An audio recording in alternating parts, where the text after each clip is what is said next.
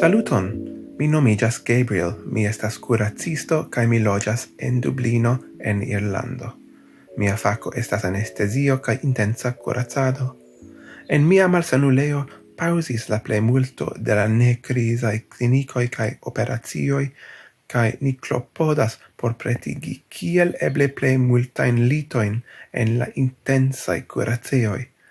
Kvankam en pluraj landoj la pandemio ancora ne atingis sian pinton, ni ja havu esperon, ĉar ni vidis, ke oni povas regi ĉi tiun viruson sekvante la konsilojn de la Monda Organizaĵo pri Sano.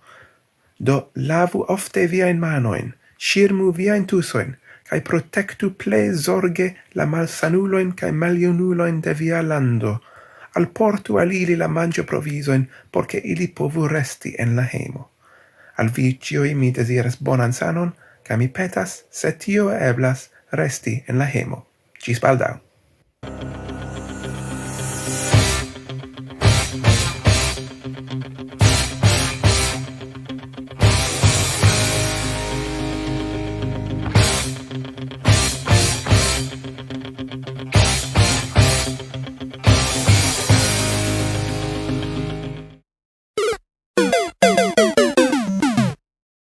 Saluton, mi estas Siru kaj mi loĝas en Barcelono.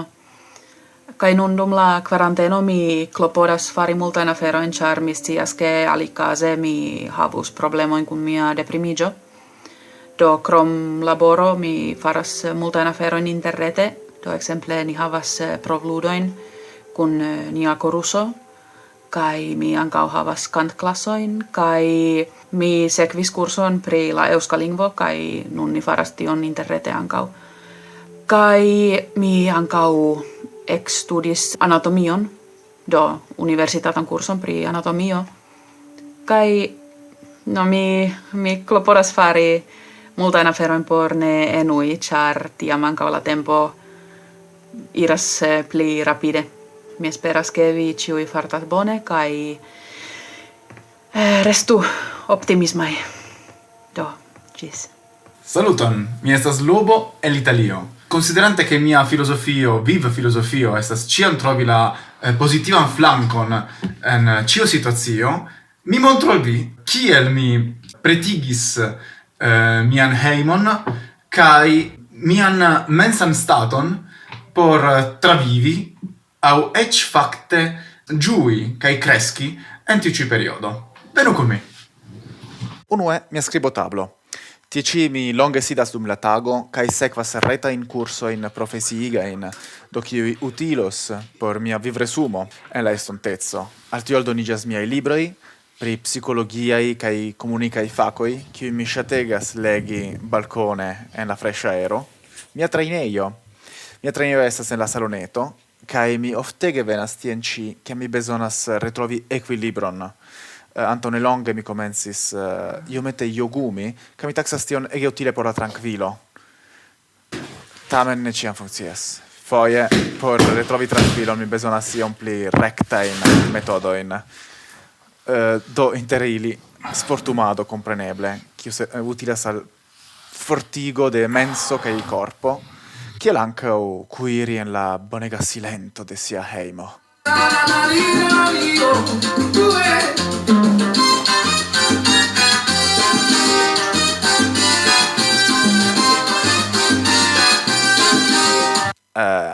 Ni diru che vi neniam vidis, ok?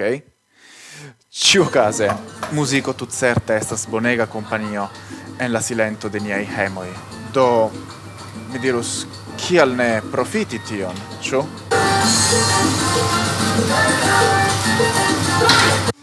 Kaj kompreneble ankaŭ alkoholo kaj Netflix utilegas. Trovi momentojn por lerni ion novan, ne nur legante, kaj ankaŭ por pliprofundigi la konon pri muziko. Estas bonege. Kaj neniam forgesi kiam eblas ĝui la sunon kaj la freshan aeron.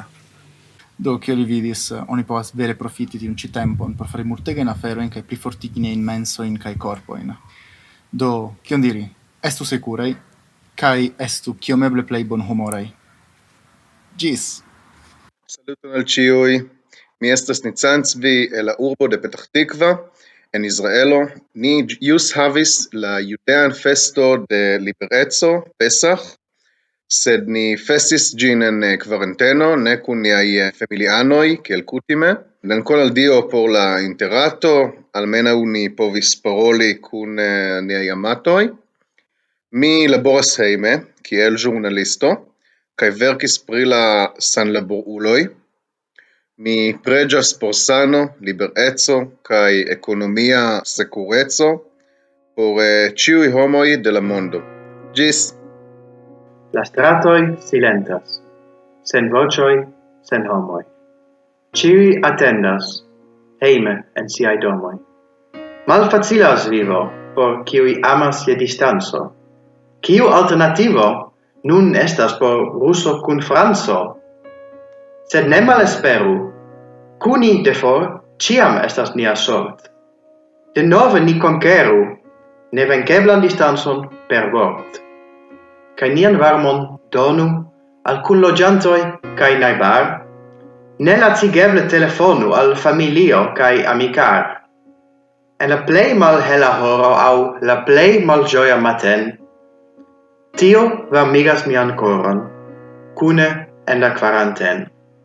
Eĉ se ne estas kongresejo, vi daŭre estas kun mi. Per la filmetoj de Teo, min brakumas ĉiuj vi. Saluton, mi estas Thomas el Anglio.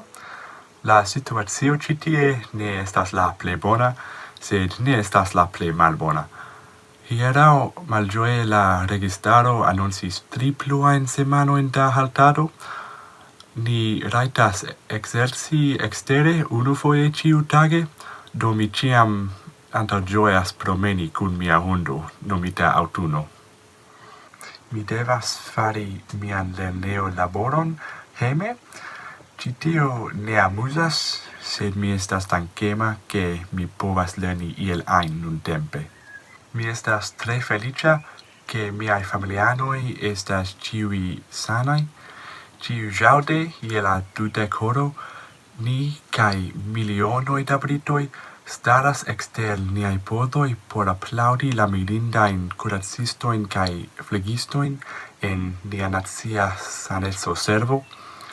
Ili sanigis nian premieron kaj ili helpas milojn ĉiutage.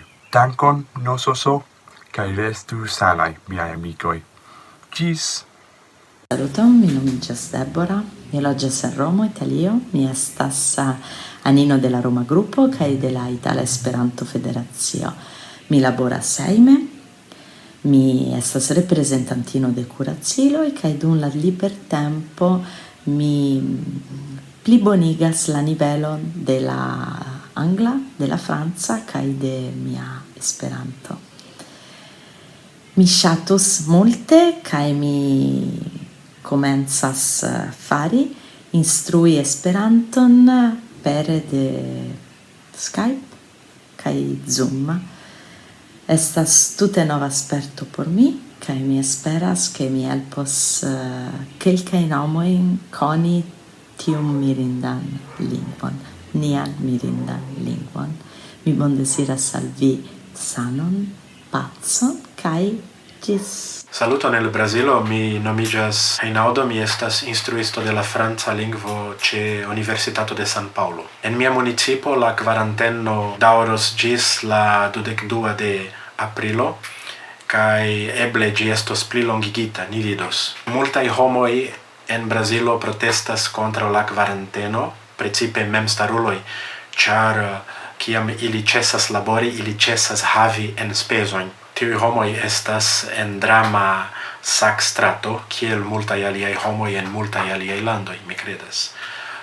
Mi kiel instruisto laboras kiel granda parto de la homaro nuntempe, hejme kaj sur la reto. Mi estas nun en mia privata oficejo, kio ankaŭ estas mia biblioteko, kiel vi povas vidi. Por mi ne estas facile labori sur la reto, instrui sur la reto, ĉar mi ne estas tre kompetenta pri komputilaj kaj retaj aferoj. Ciu tasco cion mi fares per mia computilo, por miai gelernantoi, postulas de mi la duoblon de miai fortoi strecioi, cae la duoblon de mia tempo. Tamen mi credas che dum tiu ci crisa periodo multa el ni pripensas repripensas nia in valoroin cae nia in cutimoin, cae mi credas che fine bonai decidoi resultos el tio.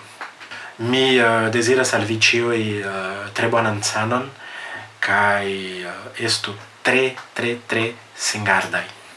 Gis! Mi estas Michael Boris, cae mi loĝas en Toulouse, la ĉefa urbo de aviadil-industrio en Eŭropo, fako kie mi laboras kaj kiu nun krizas.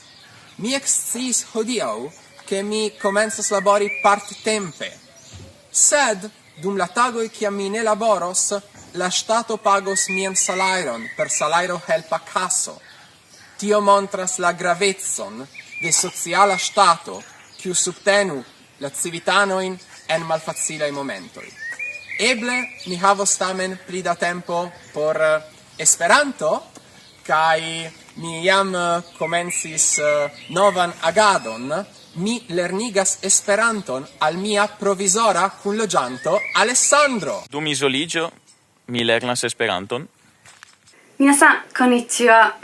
Jen Tuŝka. Salutojn al vi ĉiuj el insularo Miyako en la gubernio de Okinavo, Japanio. En Japanio, la unuaj simmontroj de la malsano reiras al la komenco de januaro 2020. Intertempe oni konfirmis pli ol 10,000 kazojn. La 7 de aprilo 2020 oni deklaris unumonatan situacion de urĝa bezono en la japana Kinkyū-jitai en 7 ŝlosilaj gubernioj de Japanio. Tamen oni taksis tuj tiun deklaron kiel nesufiĉa, do la 16 de aprilo oni etendis ĝin al la tuta lando. Tamen la nuna situacio devigas nek karantenon, nek noktan cirkulmalpermeson, nek ajnan alian limigon al la libereco de la loĝantaro. Malgraŭ tio, ke la deklaro okazis nur lastatempe, fakte ekde januaro jam abundis striktigoj. Kaj maskoj malplimultiĝis ekde la komenco de la epidemio, do ni ĉiuj kudras maskojn hejme. Sed kiel estas la vivo sur tiu ĉi insulo? Mi devas agnoski, ke mi estas ege bonŝanca esti ĉi tie, ĉar malgraŭ la etoso de krizo, de timo, mi ne nur tre bone fartas fizike, sed povas daŭre liri iam ajn libere. Tial mia rutino fakte ne multe ŝanĝiĝis. Tamen la publika vivo estis sufiĉe draste influita de kronviruso. Pro tio, ke ĉi tie kaj malsanulejoj kaj kuracistoj malabundas, oni ĉiuj tre singarde agas por klopodi malhelpi al la disvastigo de la kronviruso. Jen vi povas ekzemple vidi kiel superbazaroj klopodas protekti kaj klientojn kaj laboristojn. Ekde pli malpli 3 semajnoj mi partoprenas en nova projekto, kiu nomiĝas Koronanet. Se vi interesiĝas pri la ligo inter kronviruso kaj politiko, nepre kontaktu min. Ĉiam memoru zorgi pri via sano kaj pri la sano de la homoj kiuj estas apud vi, kaj ankaŭ pri la sano de tiuj, kiuj estas nur emocie apud vi, malgraŭ socia distancigo. Minasan, o genki de quiotsukete kudasai. Bonan tagon, mi estas Fabien el Orienta Francio, kaj mi havas la ŝancon loĝi en verd-folia kvartalo de la urbo, kaj mi vere pensas pri tiuj homoj, kiuj ne havas tiun eblecon trapasi tiun malfacilan tempon en tiaj kondiĉoj kaj en etaj apartamentoj plurope. Mulhouse, la urbo kie mi loĝas, estas la franca epicentra urbo de la epidemio. Okazis religia kunvenego kun 2500 homoj. Transportis la viruson al aliaj partoj de Francio, eĉ ĝis la franca Gviano en Sudameriko. Malfeliĉe. Dum la unuaj semajnoj ĉi tie oni aŭdis multajn helikopterojn kaj sirenon de ambulancoj la tutan tagon. Pli ol 10 helikopteroj tage estis foje. Kaj estis pro tio, ke oni transportis multajn homojn al eksterlando. Oni transportis en Germanion, Svislandon, Luksemburgion Austrion 142 homojn, ofte fluge, kaj oni sendis ankaŭ homojn per alt-rapidaj trajnoj al aliaj partoj de Francio. Oni fakte transformis la trajnojn en trajnaj ambulancoj. Mi persone konas homon, kiu surpriziĝe vekiĝis en Luksemburgio, kaj antaŭ unu semajno li revenis hejmen ĉi tien, kaj mi volas vere eldanki la najbaraj landoj, kiuj akceptis homojn el Francio, kaj mi tre bedaŭras, ke la registaranoj kaj eĉ la civitanoj ne tuj komprenis la akutecon de la krizo kaj interalie ne helpis pli Italion. Dum la kvaranteno mi estis tre okupata. Mi estas instruisto pri viv kaj terscienco kaj devis distance instrui al 250 homoj, gelernantoj, kaj tio estis sufiĉe tempo kaj energi rabe de unu semajno mi ferias, sed ankaŭ sufiĉe multe tradukas en Esperanton dokumentojn pri kronviruso. Mi tradukis rakonteton por geinfanoj, kiuj klarigas la nunan situacion. Aŭskultu.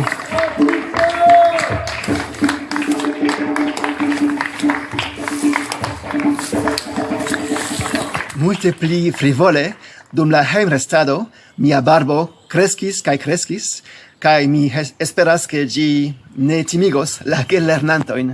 Mi tre ŝatis senti min konektatan kun vi, dum mi faris ĉi tiun videon.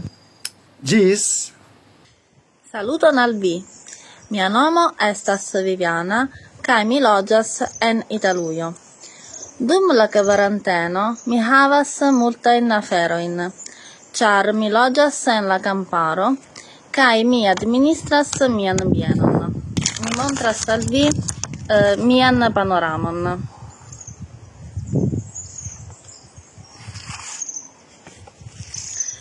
Sed mi ankaŭ tempon por miaj aliaj pasioj, precipe por la studado de novaj lingvoj.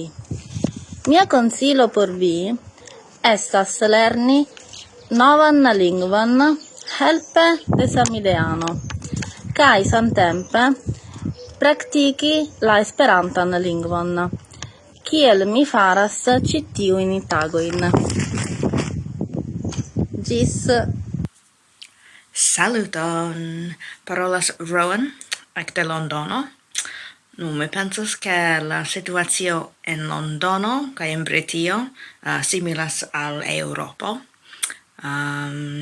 Ni ne rajtas iri al laboro, ni bezonas labori de hejmo, sed mi jam fakte faras tion ekde 2 jaroj. Estas longaj vicoj por eniri vendejoj kaj superbazaroj. Ni nur rajtas eliri la domojn unufoje tage por ekzerci aŭ kuri aŭ io simile. Kaj ni havos 3 semajnoj pli de tio. Do, bonŝance al ĉiuj, kaj estu sanaj. Saluton, mi estas Imre de Hungario. En Hungario estas restriktoj pri irado eksteren ekde la 20 de marto, sed ne estas strikta kvaranteno. Mi povas iri promeni aŭ bicikli, kiun mi faras ĉiutage, sed ekde la 30 de marto mi laboras de mia hejmo. Dum tiu periodo mi povas partopreni virtualajn Esperanto-aranĝojn, kiel la kunveno de Germana Esperanto-Junularo aŭ la printempa reta kursaro, kie dum la vesperaj programeroj okazas prelegoj, koncertoj kaj eĉ estis virtuala humlupa ludo. Saluton karaj! Vivu longe kaj prosperu!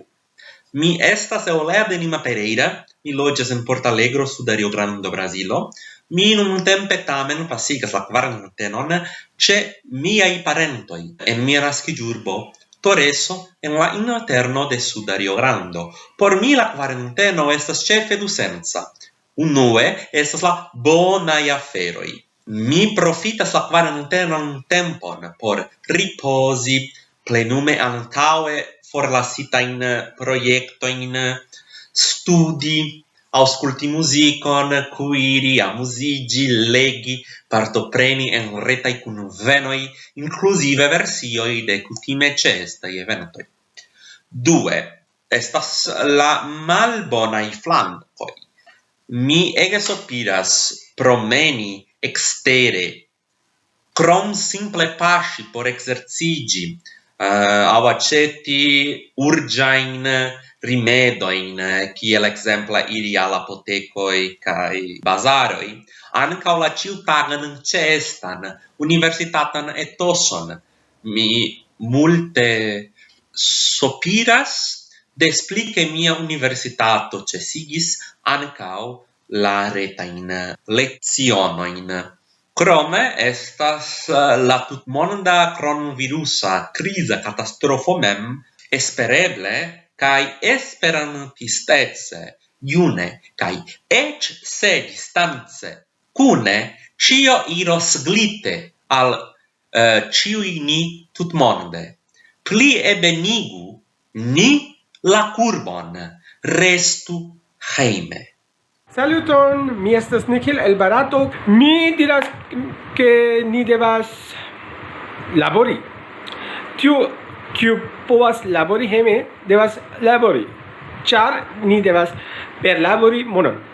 Kaj ni devas legi kaj lerni. Lernu iun novan temon perrete, iun novan lingvon. Uzu vian tempon por plibonigi vian nivelon de Esperanto. Legu en Esperanto kaj en aliaj lingvo. En ĉiu krizo estas oportuno. Do ni malkovras novan aspekton de nia vivo. Ĉu ne? Ni devas resti hejme kaj eble ankaŭ porti maskon aŭ aliaj buŝkovrilon kiam ni iras eksteren. Ni povas ankaŭ helpi nian najbarojn kun la aĉetado. Ni povas aĉeti por ilin ankaŭ, si ili volas. Precipe si viaj najbaroj havas pli ol 60 jaroj aŭ 70 jaroj, indas helpi ilin. En Nov Zeland la administra comand endamis ni semajnojn jam kvar. Sed sen autofum sur la nigra bito revenas cantante el birdar. Jes estas dolor, sed dum crescas la floroj, dum arras la flam de l'esper. Sub ŝerni plu restu ni firme atendu kaj regula am sur la ter.